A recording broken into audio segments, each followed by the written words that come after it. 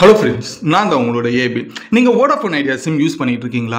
அப்போது இன்னும் கொஞ்சம் மாதத்தில் அந்த வோடாஃபோன் ஐடியாவே இருக்க போகிறதில்ல இந்தியாவில். கேட்கவே ஷாக்கிங்காக இருக்குல்ல?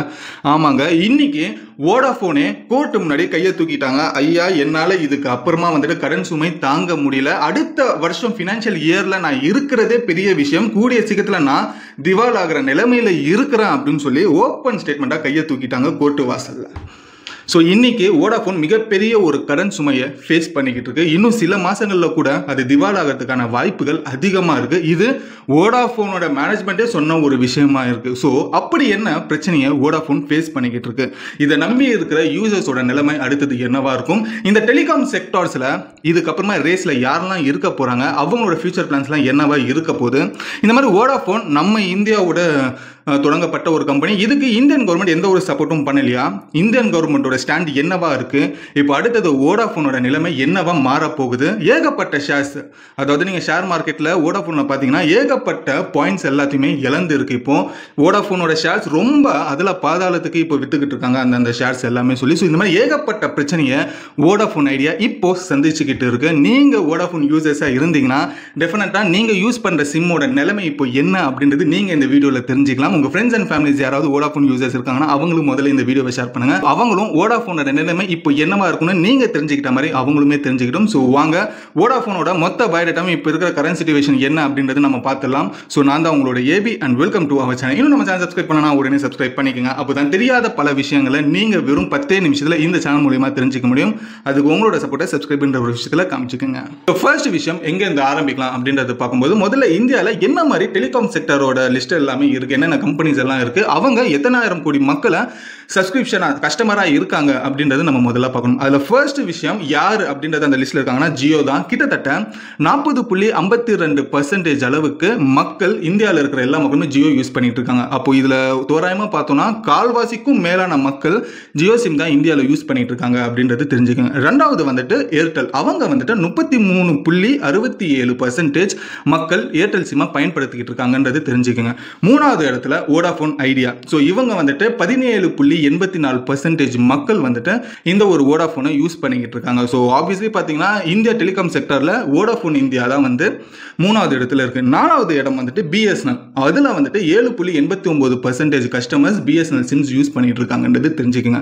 இந்தியாவோட டெலிகாம் செக்டரில் மூணாவது இடத்துல இருக்க இந்த வோடாஃபோன் ஐடியாவோட ஒரு குட்டி ஸ்டோரி மட்டும் தனியாக பார்த்துடலாம். ஸோ 2018 வோடாஃபோனும் பிளஸ் ஐடியாவுமே மெர்ஜ் ஆகியிருந்தாங்க 2018. அதுக்கப்புறமா இந்த ரெண்டு கம்பெனியும் ஒன்னா சேர்ந்துச்சு. ஸோ மிகப்பெரிய ஒரு பீக்குக்கு இந்த டெலிகாம் செக்டர்ல வோடாஃபோன் ஐடியா தான் நம்பர் 1ல இருக்குன்னு சொல்லி ஏகப்பட்ட பேர் 2018 பேச ஆரம்பிச்சாங்க. பட் அவங்க பேசினதுக்கு அப்படியே ஓப்பனண்டா தான் 2018 கொஞ்சமா இவங்க லாஸை ஃபேஸ் பண்ண ஆரம்பிச்சாங்க. பட் இருந்தாலும் ஏகப்பட்ட கடன் வாங்கி என்னென்னமோ பல்ட்டிலாம் அடிச்சிருக்காங்க ஒரு 7-8 வருஷமா. பட் எதுவுமே இது வரைக்குமே செட் ஆகல. பட் இந்த வோடாஃபோனோட ஓவரால் இந்தியாவில் இருக்கிற கஸ்டமர்ஸ் மட்டும் எத்தனை பேர், அதாவது சிம்ஸ், வோடாஃபோனோட சிம்ஸ் எத்தனை பேர் யூஸ் பண்றாங்க அப்படின்றத பார்க்கும்போது 20 கோடி மக்கள் வோடாஃபோன் சிம்மை இப்போ வரைக்கும் கூட யூஸ் பண்ணிக்கிட்டு இருக்காங்க. சரி, இப்போ வோடாஃபோன் திவாலாக போது இந்த 20 கோடி மக்களோட சப்ஸ்கிரிப்ஷனோட யூசர்ஸோட நிலைமை என்ன அப்படின்றது தான் ஒன் பை ஒன்னா பார்த்தலாம். ஸோ சரி, இப்போ வோடாஃபோனுக்கு என்ன பிரச்சனை அப்படின்றத பார்க்கும்போது அவங்க மிகப்பெரிய ஒரு கடன் சுமையில் இருக்காங்க. இந்த கடன் சுமை அப்படின்ற ஒரு விஷயம் எந்த அளவுக்கு அவங்களுக்கு எக்ஸ்ட்ரீம் லெவலில் போயிருக்கு அப்படின்ற பட்சத்தில் கவர்மெண்ட்டுக்கு இந்த வோடாஃபோன் ஐடியா அதோட ஸ்பெக்ட்ரம் ஃபீஸ் கூட கட்ட முடியாத அளவுக்கு லாஸ்ல போயிட்டு இருக்கு. இந்த ஸ்பெக்ட்ரம் ஃபீஸ் அப்படின்றது என்ன அப்படின்றப்போ இந்தியாவோட டெலிகாம் செக்டர்ல நம்ம பார்க்கும்போது வோடாஃபோன், ஏர்டெல், ஜியோ இந்த மாதிரி இருக்கிற கம்பெனிஸ்லாம் இருக்கு இல்லையா, இவங்க எல்லாருமே கவர்மெண்ட்டுக்கு ஒரு ஸ்பெக்ட்ரம் ஃபீஸ் அப்படின்றது ஒரு பர்டிகுலர் அமௌண்ட் அப்படின்றது கட்டுவாங்க. இது எவ்ரி ஃபினான்ஷியல் இயர்லையுமே கட்டுவாங்கன்னு நினைக்கிறேன். ஸோ அப்படி ஒரு ஸ்பெக்ட்ரம் ஃபீஸ் வோடாஃபோனுமே கவர்மெண்ட்டுக்கு கொடுக்கணும். பட் இது போன வருஷத்துல இருந்தே கொடுக்காம இருக்காங்க. இதனால ஏகப்பட்ட ஒரு கடன்ல கவர்மெண்ட்டுக்கே நிறைய கடன் கொடுக்கணும் இப்போ வோடாஃபோன். அந்த ஒரு நிலைமையில தான் இப்போ வோடாஃபோன் அப்படின்றது இருக்காங்க. அது எந்த அளவுக்கு கொடுக்கணும் அப்படின்றது பார்க்கும்போது இந்த மார்ச் 25 இப்போ ஒரு 2 மாசத்துக்கு முன்னாடி போச்சு இல்லையா, அது வரைக்குமே இந்த ஸ்பெக்ட்ரம் ஃபீஸ் கவர்மெண்ட்டுக்கு கொடுக்க வேண்டிய பணம் எவ்வளோனா 1.19 lakh crore. அதாவது 1,20,000 லட்ச கோடிகள். அந்த அளவுக்கு கவர்மெண்ட்டுக்கு இந்த வோடாஃபோன் ஐடியா ஸ்பெக்ட்ரம் ஃபீஸ் அப்படின்றது கொடுக்கணும். பட் இது வரைக்குமே அப்படி கொடுக்கவே இல்லை. ஸோ இதுக்கு பதிலாக வோடாஃபோன் ஐடியா என்ன பண்ணியிருக்காங்கன்னா, இந்த அளவுக்கான அமௌண்ட்லாம் கொடுக்க முடியாது, அதனால நாங்கள் வோடாஃபோன் ஷேரை நாங்கள் வித்துடுறோம் அப்படின்னு சொல்லி இந்த மாதிரி வித்துக்கிட்டே வந்திருக்கிறாங்க கவர்மெண்ட்டுக்கு. வோடாஃபோன் ஐடியா கவர்மெண்ட்டுக்கு அவங்களோட ஷேர்ஸை வித்துக்கிட்டே வந்திருக்காங்க. இது வரைக்குமே கவர்மெண்ட் கிட்ட இருக்கிற ஷேர்ஸ் எவ்வளோ இருக்கு வோடாஃபோன் அப்படின்றது பார்க்கும்போது கிட்டத்தட்ட 48.99%, கிட்டத்தட்ட half of the shares government கிட்ட தான் இப்போ வோடாஃபோன் ஐடியாவோட ஷேர்ஸ் இருக்கு. இந்த பர்சன்டேஜோட வேல்யூ எவ்வளோ வருது அப்படின்றப்ப பார்க்கும்போது 36,950 கோடியாம். ஸோ கிட்டத்தட்ட 37,000 கோடி அளவுக்கான வேல்யூவோட ஷேர்ஸ் வந்துட்டு கவர்மெண்ட் ஆஃப் இந்தியா கிட்ட வோடாஃபோன் வித்துட்டாங்க. ஸோ அப்போ மேஜர் 50% வரைக்கும் இப்போ வோடாஃபோனோட ஷேர் கவர்மெண்ட் ஆஃப் இந்தியா கிட்ட தான் இருக்கும். அப்போ லிட்ரலி பார்த்தீங்கன்னா வோடாஃபோன் ஐடியான்றது இப்போ கவர்மெண்ட் ஆஃப் இந்தியா கண்ட்ரோலில் தான் இருக்குன்ற மாதிரி ஒரு அர்த்தம். ஸோ இப்போதைக்கு இந்த வோடாஃபோன் ஐடியா ஒரு பிரைவேட் செக்டர் தான் நீங்கள் பார்க்கும்போது மேக்ஸிமம் இப்போ கவர்மெண்ட் செக்டர் கிட்ட தான் நிறைய ஷேர்ஸ் இருக்குன்றது தெரிஞ்சுக்குங்க. சரி, இந்த ஒரு வோடாஃபோன் வந்துட்டு இந்த நிலையை சரி காட்டணும், ஸோ இதனால வந்துட்டு ஃப்ரெஷ்ஷாக ஒரு பிளான் ஒன்று ஆரம்பிக்கலாம் அப்படின்றது ஒரு முடிவு எடுக்கிறாங்க. அந்த பிளான் என்னன்னா ஃப்ரெஷ் டெபிட் ரைஸ் அப்படின்றது சொல்றாங்க. இதில் வந்துட்டு கிட்டத்தட்ட 25,000 கோடி வந்துட்டு கடன் வாங்கலாம் பேங்க் கிட்ட இருந்து அப்படின்னு சொல்லி ஒரு முடிவு எடுக்கிறாங்க. சரி, வோடாஃபோன் வந்துட்டு 25,000 கோடி பேங்க்ல இருந்து கடன் வாங்கலாம் அப்படின்ற பட்சத்தில் பேங்க்ல எந்த கடனும் இல்லையா அப்படின்றத பார்க்கும்போது வோடாஃபோன் ஐடியாவுக்கு பேங்க்லயுமே கடன் இருக்கு. அது எத்தனை ஆயிரம் கோடினா 2,325 கோடி வரைக்கும் வோடாஃபோன் இந்தியாவுக்கு பேங்க்ல கடன் இருக்கு.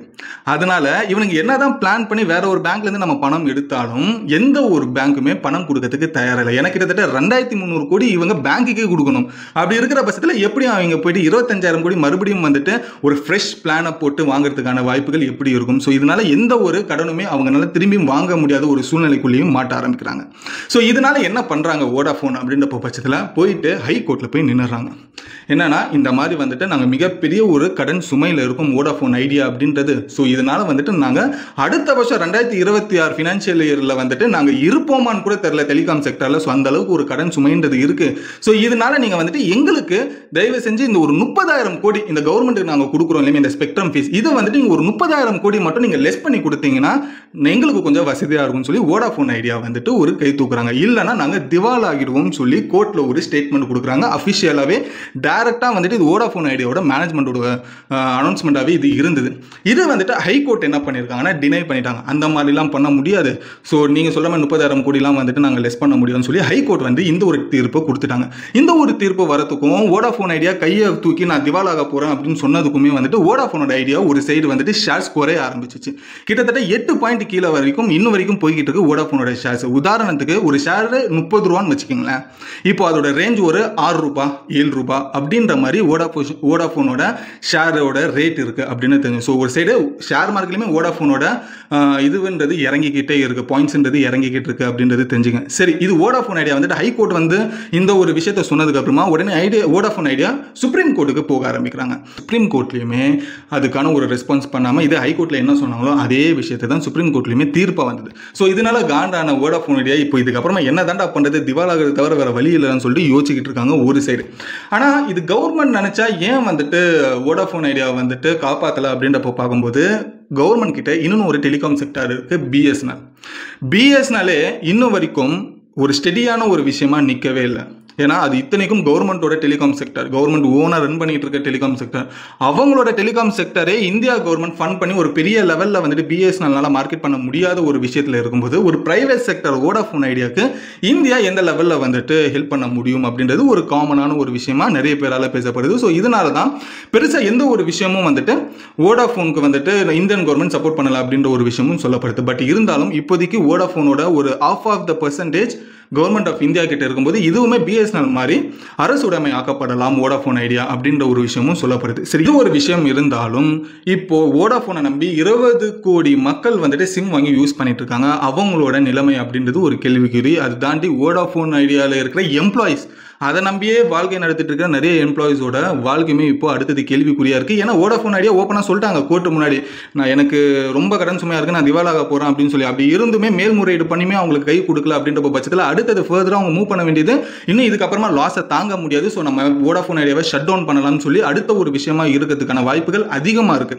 ஸோ அப்படி இருக்கிற பட்சத்தில் இது எல்லாமே ஒரு கேள்விக்குறியா இருக்கும்போது இப்போ இதுக்கு முன்னாடி நம்ம பார்த்த ஏர்செல் இருக்கு இல்லையா, நம்ம ஏர்செல்லாம் எந்த அளவுக்கு வந்துட்டு யூஸ் பண்ணிட்டு இருப்போம். அப்போலாம் ஏர்செல் தான் நிறைய பேர் யூஸ் பண்ணிட்டு இருப்பாங்க. பட் சடனாக பார்க்கும்போது ஏர்செல் வந்துட்டு அதோட ஃபாலிங்கை ஃபேஸ் பண்ண ஆரம்பிச்சது. இப்போ ஏர்செல் அப்படின்றது ஒன்று காணாமல் போயிடுச்சு. ஸோ லிட்டரலி அதே போல தான் இப்போ வோடாஃபோன் ஐடியாவுமே பிரச்சனையை ஃபேஸ் பண்ணிக்கிட்டு இருக்கு. இதுவுமே கூடிய சீக்கிரத்தில் காணாமல் போகிறதுக்கான வாய்ப்புகள் அதிகமாக இருக்குது அப்படின்றது தெரிஞ்சுக்கோங்க. பட் இப்போதைக்கு இந்த டெலிகாம் செக்டரில் இந்தியாவில் பொறுத்த வரைக்கும் இப்போ மேஜராக இருக்க போகுது வோடாஃபோன் ஐடியாக்கு அப்புறமா மேஜராக இருக்க போகிறது ஆப்வியஸ்லி ஜியோ, செகண்ட் வந்துட்டு ஏர்டெல், மூணாவது வந்துட்டு இப்போ பிஎஸ்என்எல் வரதுக்கான வாய்ப்புகள் அதிகமாக இருக்குது. ஏன்னா வோடாஃபோன் அவுட் ஆயிடுச்சுன்னா அடுத்தது 4வது இடத்துல இருந்தது பிஎஸ்என்எல். இப்போ பிஎஸ்என்எலுமே வந்துட்டு ரொம்ப வேகமாக இந்த 1,00,000 டவர்ஸை வந்துட்டு இந்தியாவுக்குள்ளே மேக் பண்ணிக்கிட்டு இருக்காங்க அப்படின்றது ஒரு இன்ஃபர்மேஷன் என்னால் படிக்க முடிஞ்சது. இதனால 1,00,000 புது டவர்ஸை இன்ஸ்டால் பண்ணுறதுக்கான வேலைப்பாடுகள் ஒரு சைடு நடந்துட்டு இருக்கு. அதே போல் 5G நெட்வொர்க் இன்னும் ஃபாஸ்ட்டாக கொடுக்கறதுக்கான அவங்க ஒரு சைடு வந்து முயற்சிகள் எடுத்துக்கிட்டு இருக்காங்க. அப்படின்ற பட்சத்தில் இப்போ வோடாஃபோனுக்கு அடுத்தது பிஎஸ்என்எல் அந்த இடத்தை பிடிக்கும் அப்படின்றது நிறைய பேரால சொல்லப்படுது. ஸோ பார்ப்போம் இந்த ஒரு டெலிகாம் செக்டர் ரேஸில் எது 3வது இடத்துல பிஎஸ்என்எல் வரப்போதா இல்லை வோடாஃபோன் ஐடியாவே திரும்பி ஏதாச்சும் நீச்சல் அடிச்சு திரும்பி கரைக்கு வர சேர்றாங்களா அப்படின்றது நம்ம பார்க்க ஆரம்பிக்கலாம். நீங்களோ உங்களோட ஃப்ரெண்ட்ஸோ வோடாஃபோன் ஐடியா யூஸ் பண்ணிக்கிட்டு இருக்கீங்க அப்படின்ற பட்சத்தில் அவங்களுக்கு முதல்ல இந்த வீடியோவை ஷேர் பண்ணுங்க. ஏன்னா அவங்க யூஸ் பண்ணிட்டு இருக்கிற சிம் நெட்வொர்க் இப்போ எந்த நிலைமையில் இருக்குன்றது நீங்கள் தெரிஞ்சுக்கிட்ட மாதிரி உங்கள் ஃப்ரெண்ட்ஸ் அண்ட் ஃபேமிலியுமே தெரிஞ்சுக்கிட்டோம். ஸோ இதுதான் வோடாஃபோனோட ஃபாலிங்கான ஸ்டோரி அப்படின்றது தெரிஞ்சுக்கங்க. ஸோ இந்த ஒரு இன்ஃபர்மேஷன் உங்களுக்கு பிடிச்சிருந்தா லைக் பண்ணிக்கங்க. ஸோ உங்களுக்கு இந்த ஏர்செல்லோட ஏதாச்சும் மெமரிஸ் ஞாபகம் இருந்தால் கமெண்ட்ல சொல்லுங்கள். ஏன்னா என்னோட மெமரிஸ் கோல்டன் மெமரிஸ் அப்படின்றது ஏர்செல் கூட பார்க்கும்போது ஏர்செலுக்கு வந்துட்டு இந்த பாக்கெட் இன்டர்நெட் அப்படின்னு சொல்லி ஒரு கார்டு ஒன்று இருக்கும். அது 20 ரூபாவோ 12 ரூபாவோ நினைக்கிறேன். அப்போ நான் வந்துட்டு என்னோட அம்மா வந்துட்டு ஏர்செல் சிம் தான் யூஸ் பண்ணிட்டு இருந்தாங்க. அவங்க ஃபோனில் வந்துட்டு அந்த 20 ரூபா கார்டு ஸ்க்ராட்ச் பண்ணி அதை ரீசார்ஜ் பண்ணி அந்த கூகுளில் வந்துட்டு ஓப்பன் பண்ணுவோம். அந்த ஜிஎஸ்எம் மொபைலில் பட்டன் டைப் மொபைலில் யூஸ் பண்ணுவோம்.